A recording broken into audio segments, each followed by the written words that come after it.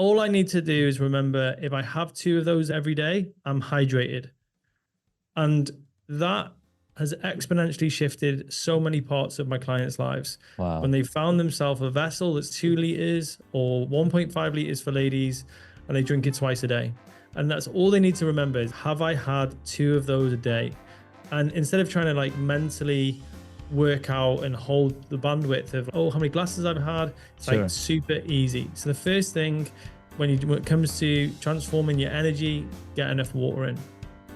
Thank you for tuning in to Hacks and Hobbies with your host, Junaid. We're visited by our amazing guests coming from all walks of life. Want to learn their story, their struggles, and their journey on how they got to where they are today. So stick around. In this episode, I get to speak with Benjamin Owen. Benjamin Owen is a personal and professional coach who's worked with pro athletes, high-performing barristers, lawyers, and your person just setting out on their hero's journey. Ben created his first business, helping athletes and teams get on podiums and perform at their highest potential. Yet, he quickly found his passion in helping people transform their lives. Ben has been coaching since the age of 21 and has worked with hundreds, if not thousands of people over the last decade and a half, specifically in creating incredible life and professional transformations. Tune in to learn practical strategies for achieving your fitness goals and creating sustainable habits. Benjamin, thank you so much for taking the time to be a guest here on the podcast. Really grateful to have you as my first podcast guest and experience of 2024. Thank you so much, Junaid. That's right. It is a brand new year, even though we're in the middle of the season for season 5. This is the brand new year, and I just love having conversations. So super excited to have this first one with you, Benjamin. What I love to talk about is how we got here today. Now, we all have a very long journey and a path that we've taken, and we've made decisions over time that change. You're right. Oh, I want to get this car. No, I'm going to get this car instead because of the things and the decisions. For example, my brother-in-law was checking out these Lexus sedans because he's got a family, and my son was with him. So my son's, why don't you think about the Corvette? Now he's looking at Corvettes, right? It's really funny because they already have cars, but he's, hey, why not take a look at owning a Corvette? So that'll be pretty interesting. And that's all because somebody suggested something, and what was in the back of your mind becomes in the front of your mind. And what you do as a professional coach and a personal coach, you're working with high performance barristers, lawyers, and athletes and setting out their hero's journey. So talk to me, how did you come to say, hey, this is what I want to do for the next few years? How did you come to this podium? Yeah, that's a really good question, because I've been in body transformation and sport since I was young. I was always had a coach. Even from a very young age, I was an elite track athlete. Mm-hmm. And my coach at the time was this guy that I could turn to even when things in my home life were hard and difficult. I just had this place I could go, and I could just do my thing, and I could talk about things, what was going on at home. And I'd have this advisor, this trusted advisor in my life that could just offer me impartial advice about maybe a next step for me, or ask me some good questions. And I grew immensely in that part of my life.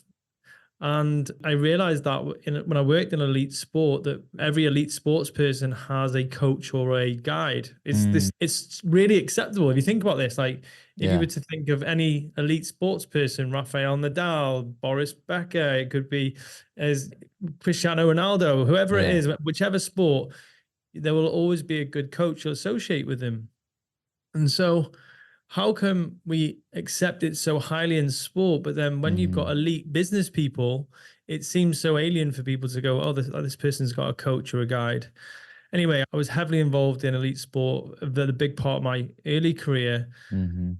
And a lot of people came to me and say, hey, Ben, I'm looking to transform my body. I'm looking to look a bit better, and I'd love you to help me. And I actually enjoyed that more than working with elite sports people, because I got to see the ripple effect of these people making considerable changes to their health. They Yeah. came back to me and said, my marriage is better. I'm making more money in my business. Mm. I'm happier. And it was just so fulfilling. So that's why I really just took to that. And I've been doing it ever since. Man, that's really powerful and really inspiring to hear when you are working with somebody and you're transforming their lives, the positive impact that it makes in their lives, but then it also, like you said, it's a ripple effect in affecting your life as well, because now you're more positively charged.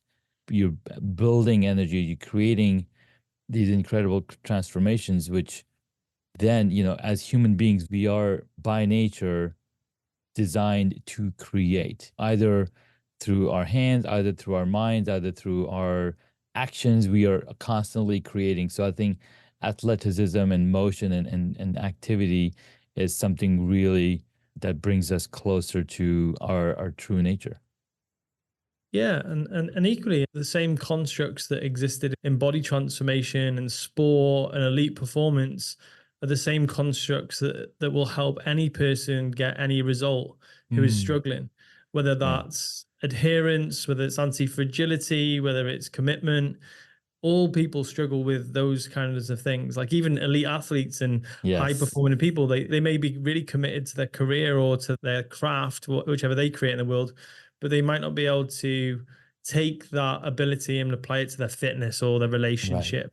So a large part of what I do is help people work out which constructs in which areas they're missing. So like they may have incredible levels of commitment and adherence to their relationship, but that doesn't transpire to their fitness. Mm. And I So think I'm in that boat yeah, right now because I'm really good at this part of the things, and I've done some cycling in the past, but I've, like, what's that word? I've left that life, and I have the bike sitting, and every time I see it, I'm like, I'm gonna jump on the bike and go for a ride, but it just hasn't happened yet. So, what are some of the things that I could be doing, or listeners here could be doing to do that kickstart? And I don't know, we're in a brand new year, and but by the time this podcast episode launches, it's going to be a couple of months into the year. But during this time of the year, people are like, "Oh my God, what's your New Year's resolution?" So yeah. I don't like to do the resolutions, but what are some of the things that people like me can take action to, say, get on that mindset of start writing again or start working out again, or Yeah, it's a really good thing to think about. And the advice I give people, and this is something that it was actually a personal experience a couple of years ago, around about when I was about 30 years old. My mother got really ill. She was really ill. She had lymphatic leukemia. She had a stroke. She had like shingles all in the same kind of month, nearly killed her. And I remember saying to the consultant doctor, I was like, hey, doc, I was the fast guy at the time. I owned a gym called Fast Way to Fitness. I was called the fast coach. nice. And I wanted fast results. I said, hey, doc, how are we going to get my mum as fast as possible? And he just looked at me and he was very softly spoken guy. And he said, Ben, I think the mindset we're going to be using here, and I'm even speeding up how he said this. He said it so slowly. Mm, He said, the mindset that we're going to be using is start low, go slow, aim high. And I remember that so vividly. And I was like, start low, go slow, aim high. And I was like, okay, wow. And this is what I would say to so many people who are considering change in their life, is mm, that you absolutely should have a goal, which is aiming high. Say, for example, you were to start running this year yeah. and your goal is to make it to where you're doing a marathon. Going out tomorrow and doing 10 kilometers or 20 kilometers, you're going to get injured. You're going to, you probably get, Yes. equally, you might run too fast. And Mm, whereas the person that, for example, you, Junaid, you look at your bike and you say, oh, do you know what? I want to go out on my bike. And if you said to yourself, do you know what? I'm just going to go around the block. I'm just going to go around the street. And you went on that bike, you've got a tick. You've made a small commitment to yourself. You've upheld that mm, commitment. And that's going to give you way more motivation than actually saying, I'm good. Do you know what? Tomorrow I'm going to go for an hour and not yeah. doing it. Yeah. So I would always say shrink the commitment, start really small. And every time you do 5 minutes, you'll be like, do you know what? I can do five. Yeah. And then you'll start 10, 20, Yeah. 30, 50 an hour. And that's how I've seen most success for people looking to create behavior change in their fitness in other areas as well. It's almost like I had the word right in my head. You're piecemealing the whole, instead of eating the whole pizza in one bite, you're gonna cut a little slice, okay. And in that little slice, you take a little bite, okay, that's good. And then you go in deeper and deeper. It's almost like, how do you eat an elephant? You cut it down in small pieces. And I guess I've been looking at the whole cycling thing as an entire elephant. And anytime I go to do it, I'm like, oh my God, that's too much. I have my teammates who bike 30, 40, 50 miles every time they go out. I'm like, I can't compete with that. I cannot hang with these people. Yeah, and I think you're not alone there. Most people look at those kind of things. They're like, in your paradigm, your current paradigm is that cycling is something that takes 1 hour. For you right now, in your current schedule, that is a big change. It's a big percentage of your day. Whereas if you shrunk that down to the point, it was a 10-minute commitment, it was just a Mm, stroll around the block or a cycle around the block, you would be astounded where that would take you in yeah. start low, go slow, aim high mindset. Like I did exactly the same with running. I moved to Dubai last year. I Mm, started running this time last year. I started off just doing 5 kilometers. And the other day I did 28 kilometers without stopping. It was just, wow. it's been exactly that. Just keep going, small amounts that, increasing every single week. And that is how sustainable change is created. And then that's a big part of what I do with clients is that people Mm, think that these dramatic changes that people experience when I coach with them are going to come in the space of a couple of weeks. That they absolutely do. If someone goes from not doing any exercise to doing 15, 20 minutes a day, that elicits a big change in a couple of weeks. yeah. But the long term is that they end up with an enormous amounts of change over a year. No, you're absolutely right. It's almost like 1% better every day. You end up being 367% better in the whole year. So that Mm. same, I think, method applies into just a little bit at a time. So thank you for that tip. I really appreciate it. I'm going to start with walking first, spending 5, 10 minutes outside walking, because with road biking, it's almost okay. You got to get into this special gear. You got to put on your Yeah. shoes, fitty shoes, and then you're going out there. So I'm like, okay, how can I get out there faster without all of these roadblocks that I'm putting in front of myself? All right, man. Yeah, I think that you're absolutely right. Find a way to make it so easy to act on the impulse. Is that if you look at behavior change again, is that there's something called the 20-second rule. Is that habits that take less than 20 seconds to initiate are far Mm, more likely to perpetuate. So, say for example, if I'm learning the guitar this year, mhm. if I put the guitar on the couch on the sofa, it means that if I make a decision to play the guitar, it's 20 seconds in my reach. Equally, if I'm Right. looking to give up cigarettes, if the pack of cigarettes is within 5, 10 seconds reach, I'm more likely to smoke. So you can use Yeah. this to your advantage, and you can use Mm, it to inhibit the things that you don't want to do. I've known people freezing credit cards. I've known people to not have any chocolate in the house. yeah. They exactly the same with overeating and ice cream and stuff like that. If it's within 20 seconds and you can get it from the freezer, it's going to be very easy to act upon. So Mm, you're absolutely right with regards to the running versus the cycling. Like cycling is going to take you a 5 minute commitment to get ready, whereas running yes. is shoes on out the door. Yeah. No, I love that. So what that tells me to do is put my bike in the garage, have the tires pumped up on a daily, just practice doing that. And then in a few days, hey, the bike is already ready. I just got to put on the gear. So now I'm closer to that meeting that goal of jumping on the bike as opposed to not being ready and okay, I want to do this. It's 10:47. I got 15 minutes. I can go for a walk, but to go for a bike ride, it's going to take me 10 minutes just to get ready and get out there. Yeah, man. Yeah, and it's seemingly very simple, but Hmm. it's the thing I think that gets in most people's way. I love it. So, Ben, you created your first business helping athletes, and you've been helping them get on podiums and perform even higher potential. What's been the one of the most turning points for you? You've been doing this since you were 21. What's been the main thing that keeps bringing you back? And you said, it's a positive transformation that you see, but what are some of the other things that people might not be thinking about, but that are in the back of your head that helps you keep coming back?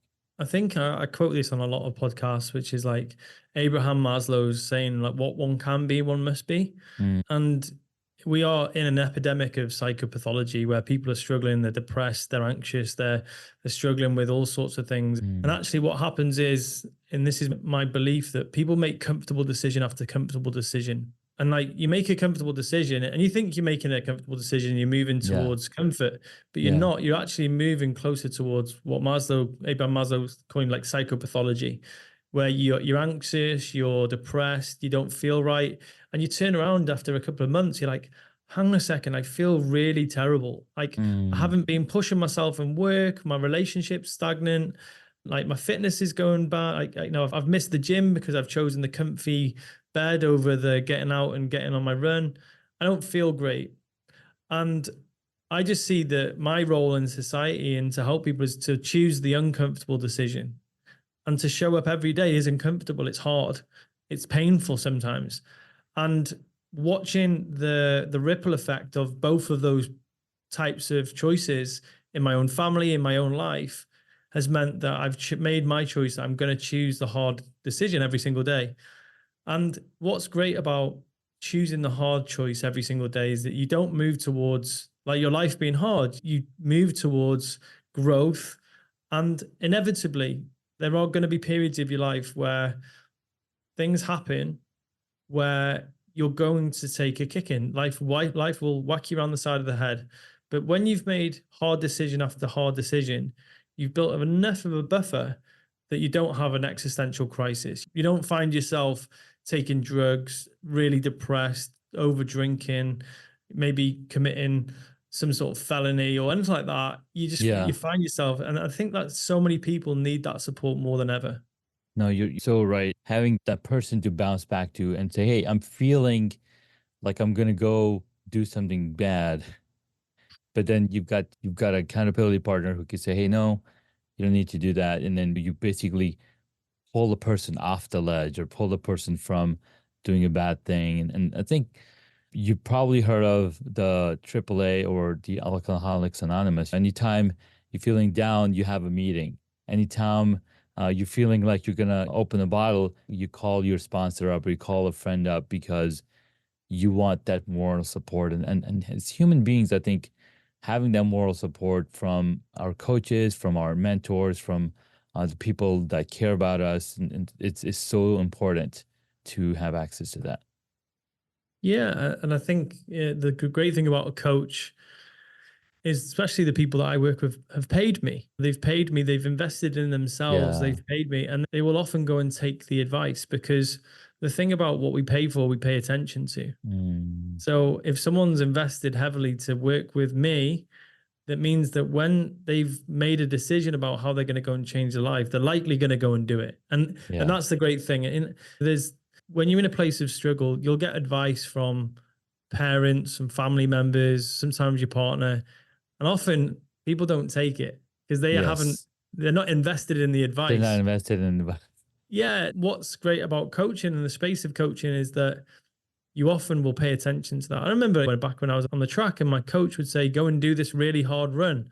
Mm, And I would be like, yes, sir, I'm going to do it because it was given to me by my coach. But if my mum would say like, Ben, go for a 1 hour run, I'd be like, no way. no, not so, doing. so yeah, I think it's a really great position to be in. Yeah. Especially when people go and take the advice and they watch their life change enormously. Yeah, and I love that.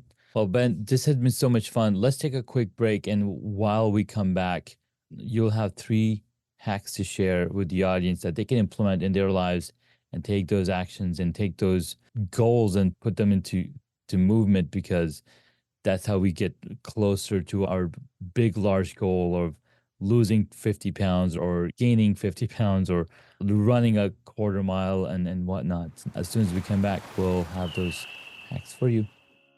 Looking for the ultimate live streaming and video production studio? Discover Ecamm Live, exclusively built for Mac It's the leading solution for podcasting, webinars, live streaming, and more. Elevate your content creation game and bring your ideas to life with Ecamm Live. Head on over to hacksandhobbies.com/Ecamm and download your studio today. Start creating with Ecamm Live and elevate your audience engagement.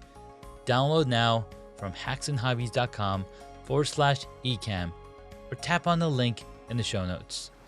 Hey guys, welcome back to the episode. We've been talking with Benjamin Owen here on the podcast, and I've learned so much. He's enabled me to think about things in so many different ways that I had forgotten, but he's like reminding me, hey, this is what you're doing. And that's what a really good coach does. It reminds you and helps you move forward. So Benjamin, you've got a few hacks for us that we can implement on our lives. Take it away. Yeah, I'm going to start off with a really easy and simple one, is that if you're thinking about losing weight, if you're thinking about transforming your body, your mental clarity, how you feel, maybe it's how healthy you feel and energetic you feel, it's going to be something super simple. It's drinking water. Now, I want to first of all share it. The biggest one with a lot of people, I sat in front of thousands of people who wanted to transform their health. And I say, step one, you're going to be drinking 3 to 4 liters of water a day. And there is nothing other than benefit that will come from doing that. Now, the biggest issue I think a lot of people have is that they don't have an algorithm for this. So I've got, if you're watching the video for this podcast, in my hand, I've got a 2-liter thermos. You can probably just about see it. It's about the same size as my head. It's huge. And all I need to do is remember, if I have 2 of those every day, I'm hydrated. And that has exponentially shifted so many parts of my clients' lives. Wow. When they found themselves a vessel that's 2 liters or 1.5 liters for ladies, and they drink it twice a day.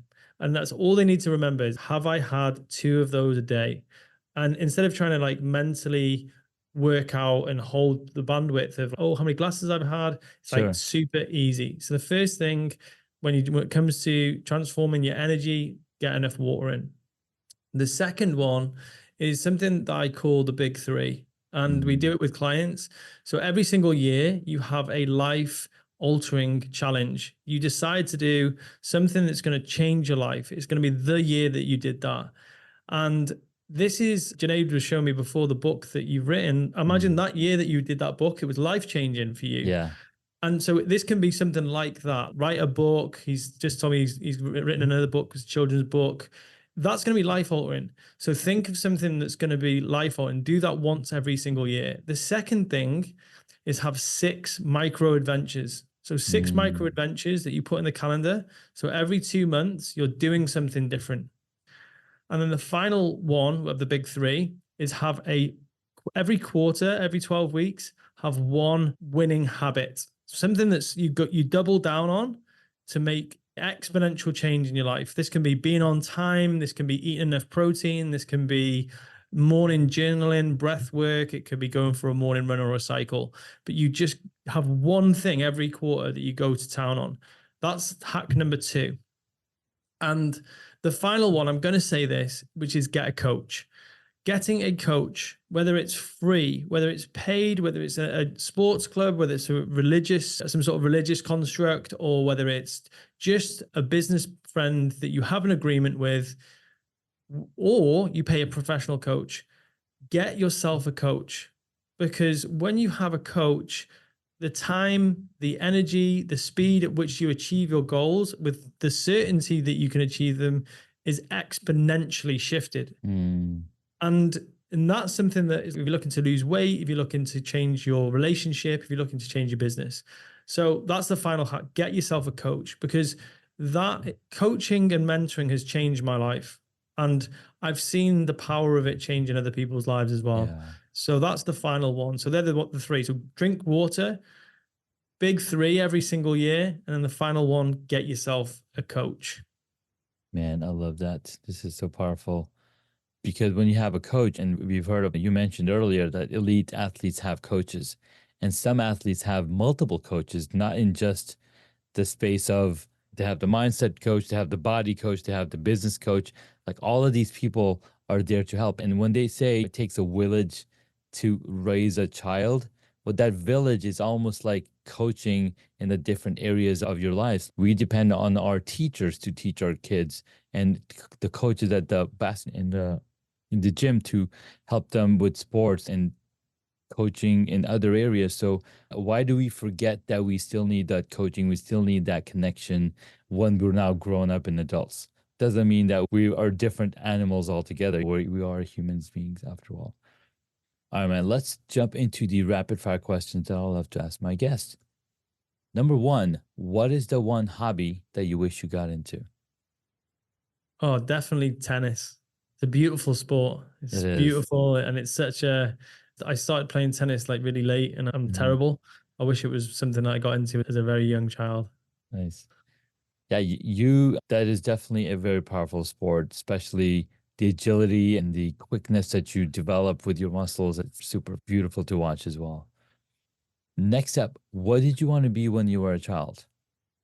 I've always wanted to be a teacher. I've always wanted to Mm. be. So when my mum asked me what I wanted to do when I was a child, I turned around and said I wanted to have a fat camp. Even at the age of 5, I said I wanted to help other kids lose their fat. Yeah, And lo and behold, that's exactly what I did. So that's what, it's been a lifelong commitment for me. man, I love that. Next up, what is your favorite TV or movie show? I think it's got to be the Marvel hero films because Mm, I'm massive into the hero's journey. I love Joseph yeah, Campbell. I love the monomyth. I love the character archetypes and how they're constructed. So for me, it's got to be anything that's got a hero's journey. man, I love that so much because I'm a huge Marvel fan as well. And I just finished watching the What If season 2, I the haven't watched that animated yet. series. You gotta check it out. It's pretty cool. I like how they've stringed together the first and the second season. It's really well done for sure. Oh, awesome, man.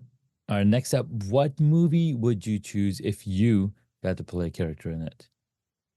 Oh, definitely Iron Man. It was the billionaire philanthropist, the guy Yeah. that had no special talents other than his ability to think. Hmm. Yeah, he was extraordinary. He started off he was all about himself. He was very arrogant, very self-absorbed. And Yeah. then at the end of the Marvel series, spoiler alert, he gave his life to save the world. And I just think Yeah. that's just such a beautiful, It is. um, it's a beautiful story. And I think that's so reminiscent of so many men. Amen. Amen. And I resonate with that character as well. I love it. Next up, who is your favorite superhero? Actually, when I started men's work, it became the Hulk. The Hulk is this guy that he's got so much anger in him. Hmm. Yeah, when you first meet the Hulk, he's afraid of his anger Yeah. and he pushes it down and it causes all sorts of problems. But when he becomes one with his anger, he embraces it. He becomes this real powerful, integrated superhero. So I Hmm. think just again, like I really love the story of the Hulk. Yeah. No, you're absolutely right. And they've done a really great job of showing that in the many movies that we've seen the Hulk. Unfortunately, we haven't seen we call it, Mark Ruffalo Hulk yeah, movie. Mark Ruffalo's Hulk, but Marvel hasn't been able to a Hulk only movie because I think the rights are still owned by somebody else. So they've been Ah, right. introducing the Hulk arc within the short stories that we've seen throughout the movies. All right, last question. If you were a board game, what would it be? Oh wow, that's a good question. I'd say snakes and ladders. The reason why, because it's basically what I play with my clients. I help them remove the snakes on the board and put in ladders. I sit with people on a daily basis. We work out what square 100 looks like for them, Yeah, and we look at like how can we add in ladders and how can we remove the snakes. That's basically my job in a nutshell, helping them transform, helping them move forwards, and helping them achieve their square 100. no, man, that's a really powerful game. And the way that you describe it here, you're being the ladder and then making sure that the avoid the slides coming back down. Yeah, Nice. man. It's very much a metaphor for life. I think you can't Yeah, control what comes up on the dice, but you can control the amounts of snakes and ladders you put on your board. that's right. Man, this is powerful. Benjamin, thank you so much for coming on to the podcast. This was a really fun episode. I enjoyed having this wonderful conversation in the beginning of the year. Where can superpreneurs find you? connect with Yeah, so the best place to find me is at Coach Benjamin Owen on Instagram. And if you're old school, info@coachbenjaminowen.com. I'm a guy that if you have a conversation with me, I love to talk about anything that you want to improve in your life. Yeah, that's where I hang out right now. Nice. I love it, man. Thank you so much again, and we'll catch you in the next episode. Thank you for listening to Hacks and Hobbies. You can find additional information on the guest today on their website, hacksandhobbies.com. Please feel free to subscribe to the podcast so you don't miss out on upcoming interviews with amazing guests.